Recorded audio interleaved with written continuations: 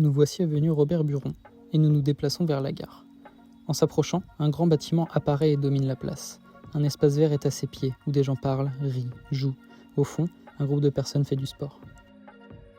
Les commerces du rez-de-chaussée attirent de nombreuses personnes venant du quartier.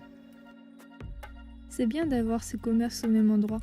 J'habite dans les logements juste au-dessus, j'ai pas beaucoup de chemin à faire, mais j'ai tout ce qu'il me faut.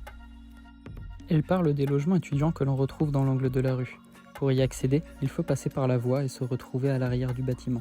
Un chemin monte et donne accès à un jardin privé, au-dessus des commerces, sur lequel les logements étudiants s'ouvrent.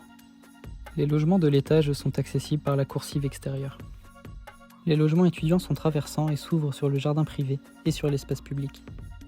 J'aime beaucoup l'ambiance de ces logements. Ils sont spacieux et avoir un intérieur en bois me plaît. Il faut croire que ça a un effet positif sur mon bien-être. Le jardin privé donne également accès aux espaces de co-living qui s'installent sur 4 niveaux.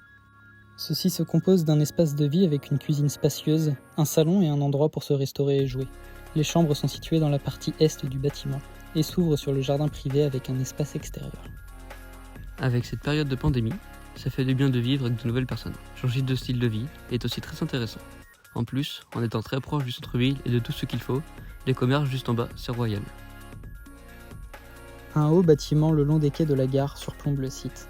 Celui-ci accueille au rez-de-chaussée un espace voyageur où les usagers de la voie ferrée peuvent attendre leur train.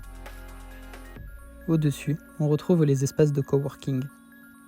Ceux-ci sont accessibles par un escalier extérieur, puis par une coursive au nord. Ces espaces permettent de venir travailler, seul ou à plusieurs, et de rencontrer d'autres travailleurs autour de connaissances et d'expériences, et de disposer de matériel. Ce bâtiment possède de nombreux espaces extérieurs, en pointe à l'ouest par exemple, et les toitures offrant une vue imprenable sur la ville.